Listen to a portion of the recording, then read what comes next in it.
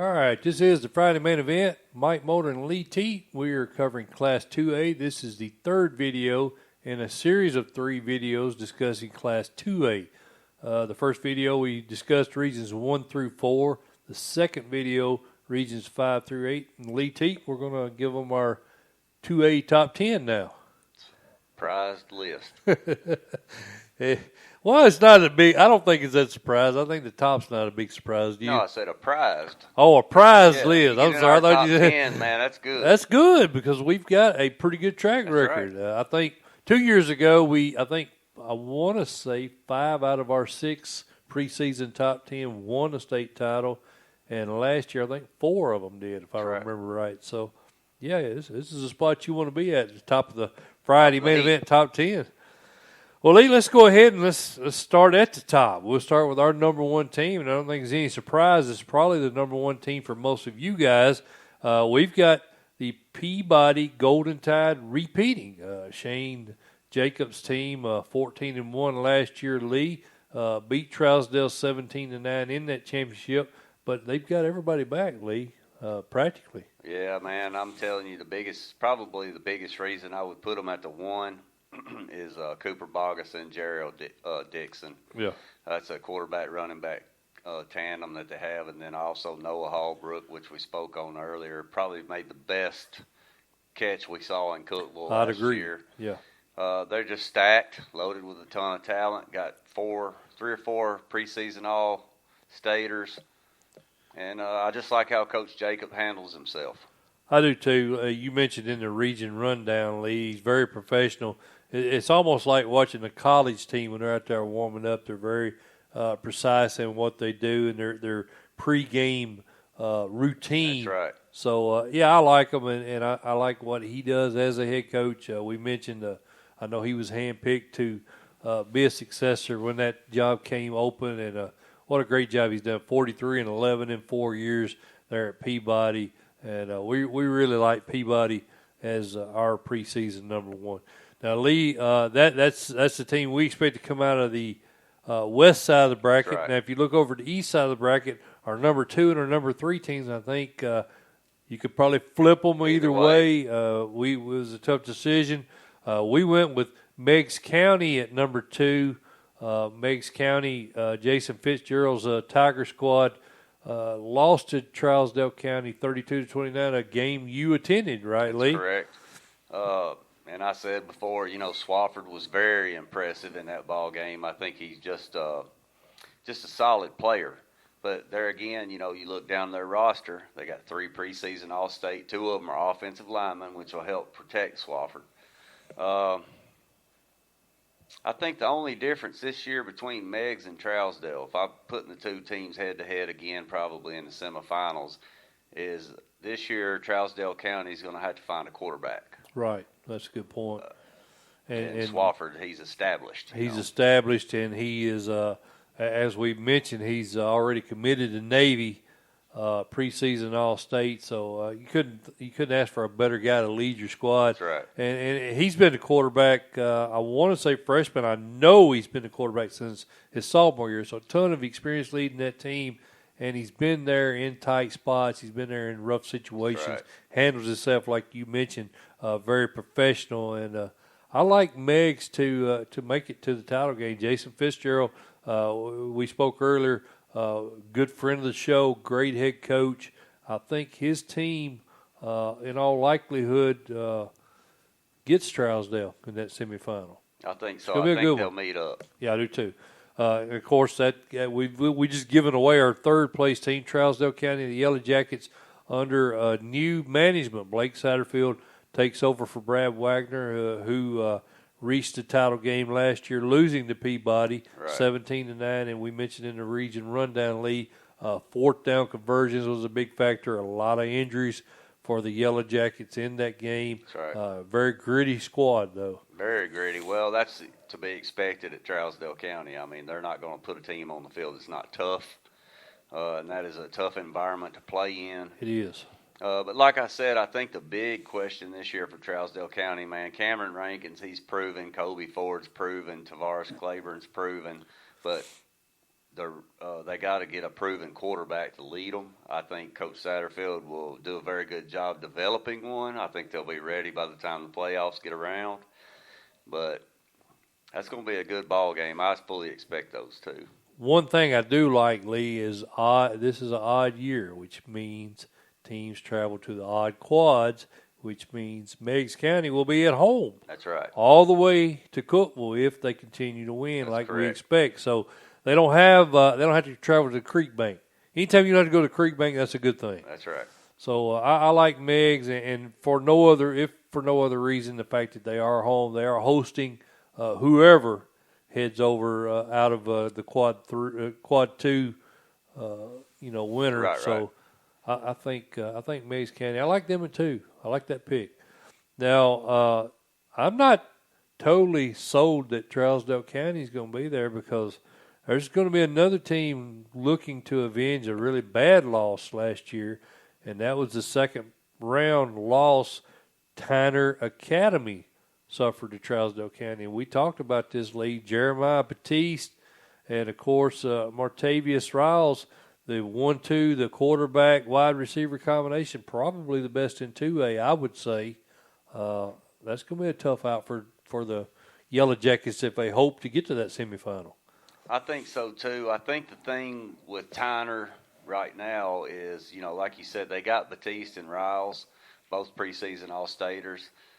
But the thing that goes against Tyner, if they do square off in the second round against Trousdale, the thing that I think goes against Tyner is Coach Satterfield is a wing T guy. He knows how to defend it. He knows how and it showed last year, 35-0. Yeah. I think that may be the advantage of Trousdale County over Tyner. But as far as athlete for athlete, I think Tyner's got them. Yeah, I do too. And of course, as we mentioned, this being an odd year, Trousdale would have to go to Tyner. Right. So Trousdale's road. Yeah, they're going to be a road team this year. Right. Obviously, if they win, they'll host the first two rounds. But that third round, they would probably have to go to Tyner. I think they went to Tyner last year, did they not? Tyner won. Yeah, they went to Tyner last year. So this will be two trips.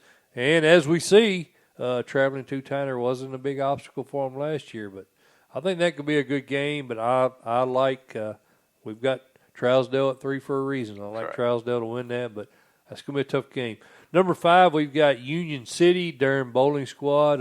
No stranger to title games in the last 10 years. Yeah.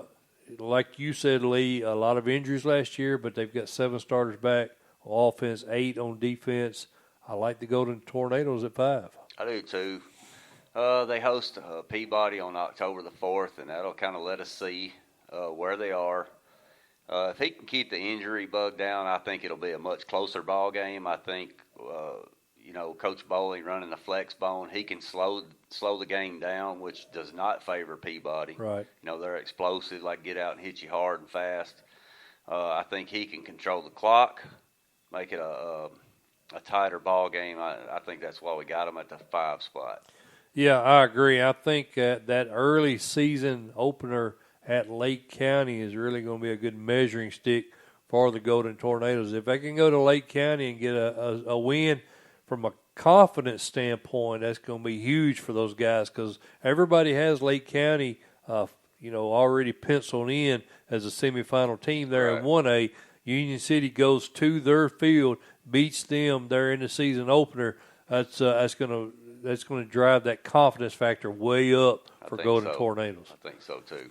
All right, Lee, at number 6, we've got Waverly Central. They've got a new head coach this year, Randall Bolden, who won the state title Whitwell last year, comes in, replaces Matt McConnell, had an outstanding record there at Waverly, really revived that program. That program was it was kind of a stepping stone. They weren't very good. Matt McConnell came in, did an excellent job of recruiting in the halls there, got a lot of athletes out, and Waverly is a legit contender every year for a state title. I like them with 7 starters back on both sides of the ball. I do too, and I'm anxious to see what kind of stamp Coach Bolden puts on it coming over from Whitwell. Obviously, I think, he's going to see – I don't think that he's going to be overwhelmed by the talent in the region because of the region he came from. Does he get rid of that wide open spread offense that Waverly's kind of become famous for? What do you expect from Waverly from an offense this coming up season? I think you might see him run the ball a little bit more. Last year Coach Bolden, but he had some stud tailbacks That's over true. there at Wheelville last year. So it'll be interesting, but I think you'll probably see a little bit more run out of them, keep scores down. Defensively, I think they're going to be fine. Heck, they played Peabody to 14 points, in the semifinals last year. So I think they're fine defensively. Just be interesting to see what Coach Bolden comes up with, like you said, on the offensive side. At number 7, Lee, we've got Fairleigh, and that's a Region 18. Gene Robinson the third. You and I both very high on him. One of the better young coaches, I think, in the business right now. He's got that pedigree coaching under Whitehaven head coach Rodney Salisbury, and you and I are very high on Fairleigh. They've got a lot of talent coming back, 10 back on that defense. They played Union City very close in the second round. I think Fairleigh is a third-round team this year. I think so, too, and they're senior heavy. They got several seniors. There's some really good ball players. So, yeah, I think the 7 spot's pretty good. Now, I'll say a third-round team, but that if that happened, that means they've gotten by Adamsville, potentially Union City, potentially there in the second round. So, Union City beat them last year. They did, right, and that's I see that as a potential second round game. And as I sit here and I'm thinking out loud, well, maybe they won't be a quarterfinal team. They got to beat Union City to do that. I think it'll be another good matchup for them. I do too. September the 20th at Mitchell. Oh yeah, that'll be something to watch. Yeah, I agree. I mean that's probably going to be their best chance to lose a region game. I think would be Mitchell. Lee, I've got Oneida, and we really like Oneida a lot out of Region 2. I think that's the only team that could be a hurdle for Meigs County there in Region 2. The Indians look very good. Coach Lambert, 83-36 overall. He's 58-24 in 7 years there at Oneida, running that wing T. 2-point loss to South Green in the second round last year, but he's got 8 starters back on both sides of the ball. That's right, and we mentioned earlier, too, his out-of-region schedule. He's got York, Upperman, Coalfield, and Greenback. Wow. You should be ready to go in the playoffs. Absolutely. And then October the 4th, that Rockwood game will be a big one. So, Coach, I like them at the 8 spot, Mike. Coach Kane's Upperman squad, Lee, I know we haven't gotten to that classification yet, but that's going to be a tough game, even though it is at home. They have any chance of winning that game? I like you, Lee. You just straight to the point, buddy. No, but that's it'll give them some experience. They're going if he can stay healthy. Yeah. Through all that, I mean that's a pretty good gauntlet. Oliver Springs, we're thinking they're going to be much better. York is always a physical team. And you're going at Greenback, at Coalfield. Upperman. So, hey, man, he could roll in 5-5. That's a killer schedule, man. And be ready for the playoffs. Yeah, that's true. That's a good point. Like you said, the whole key is going to be staying healthy. And with 8 starters back on both sides of the ball, you gotta assume they're fairly deep anyway. Lee, we've got Hampton at number 9, and we talked about Michael Lunsford.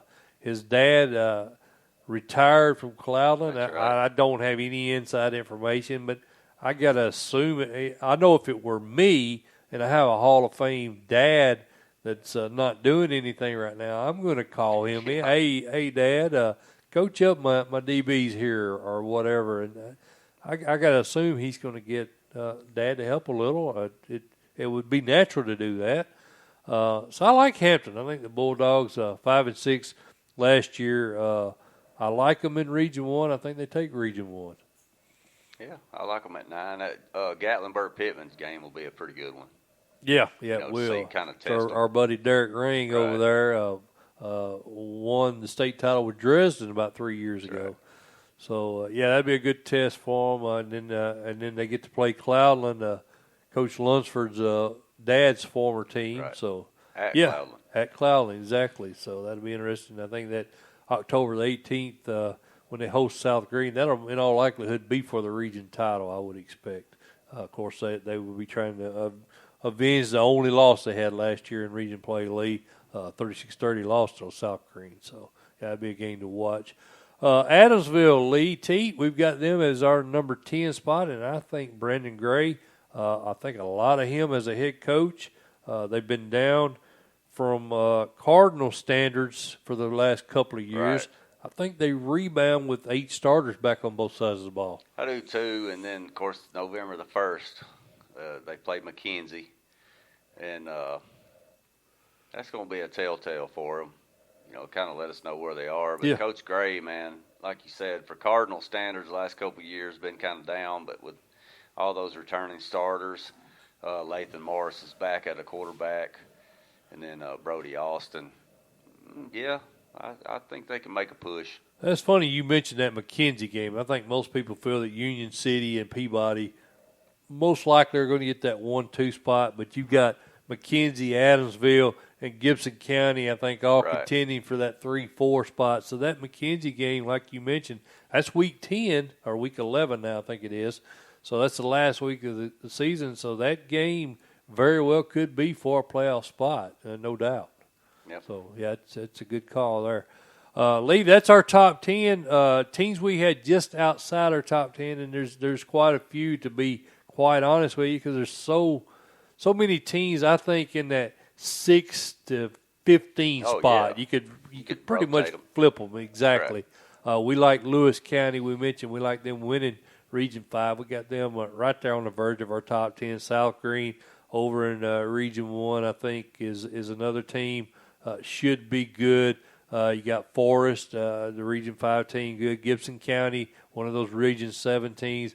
Westmoreland, I've been really impressed with Chad Perry. We covered that in the region previews. I think he did a great job there. His first year 8-4 at Westmoreland. Of course, I like East Robertson. Well, Coach Broderick, I think he left and went over to White House. Is that correct? That's correct. So you know what's going to be an interesting game. Well, did he go to White? For some reason, Lee, I was thinking he went to Gallatin. Did he? Oh yeah, he went to Gallatin. Yeah, to help, with Coach Watson. Coach Watson, that's correct. Yeah. East Robertson, though, the game for me with them to see is going to be at Lewis County. That's a tough place to go play. Yeah. And they got 8 returning starters on each side, so we'll see when they go to Lewis County. You know, it's a long haul for them, all the way down right. to Lewis County from East Robertson. So that'll be a really good ball game to test them. Yeah, I think so. All right, folks, well, that's our Friday main event Class 2A top 10. He is Lee Teat. I'm Mike Molder, and again, this has been a Friday main event production. This is our 3rd video in our 3-video series of Class 2A. We hope you guys have enjoyed it.